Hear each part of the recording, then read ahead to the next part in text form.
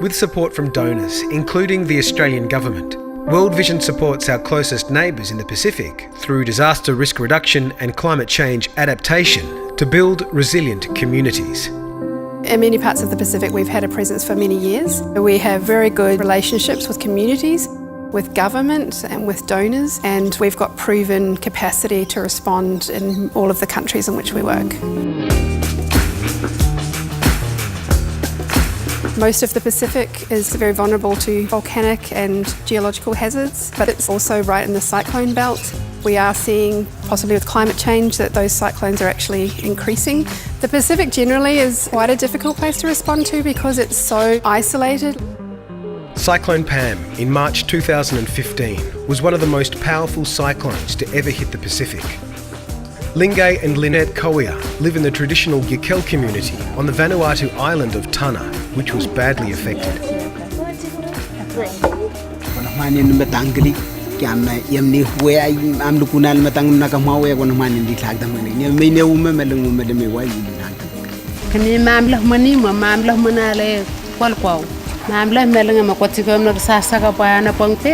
Sasak mawa magnigan yakalang digig na po tukali matang labasita na la no ni mal ko lang yakalang tiyaga po normanyan kilik yakalang kapak na hangin lal kwa ko. World Vision maintains stocks of relief items throughout the Pacific. These supplies on Tanna are funded by the Australian government. They include tarpaulins and shelter kits, blankets, hygiene kits, mosquito nets and solar lights. Because we were here already on the ground and we already had those connections, it made it more easier for us to reach the people that are most in need. Sebet nasi duyan, ya masa simgun.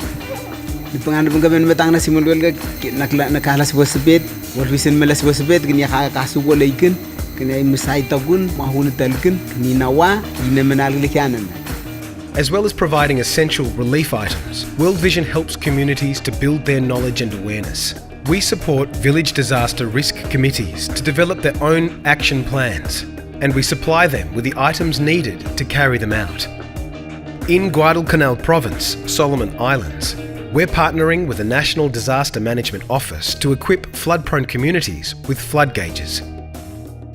This early warning system, the equipment gives off sound and the community knows what these different sounds mean because they have them stated in their plan.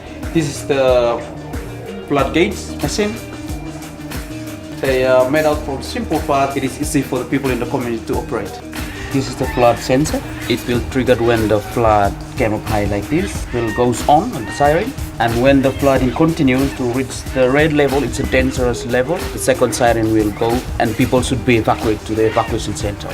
To increase community preparedness, we encourage them to regularly practice their evacuation drills.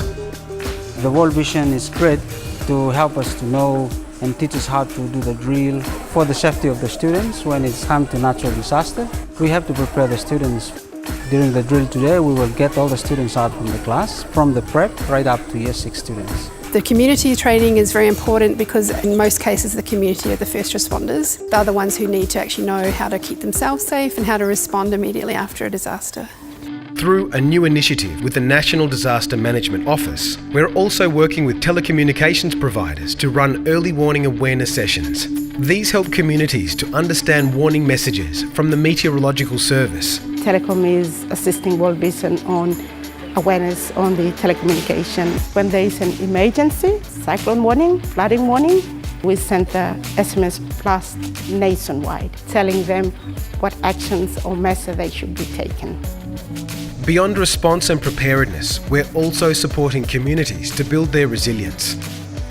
What we find in a lot of very poor communities is that those levels of resilience are not there or they've been eroded after multiple disasters. Resilience includes a range of approaches, from setting up savings groups through to diversifying livelihoods and practicing climate-resilient techniques. We're also teaching them how to build their houses more strongly and safely, how to protect their water sources, and just generally improving the health and well-being of children. In Vanuatu, through our partnership with Thank You Group, We're equipping 200 households with innovative water containers called hippo rollers. They provide a means of easily transporting and safely storing 90 litres of clean water. Ruth Kota from South Tana is one of the hippo roller recipients.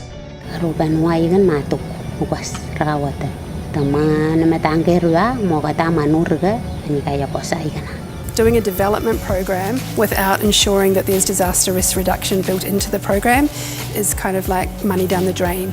You're essentially not ensuring that it can survive the risks that we know in this part of the world will inevitably come. By supporting Pacific communities with disaster response, preparedness and resilience, we're ensuring they're better equipped to survive disasters, adapt to a rapidly changing climate, reduce their vulnerability and ultimately break free from poverty.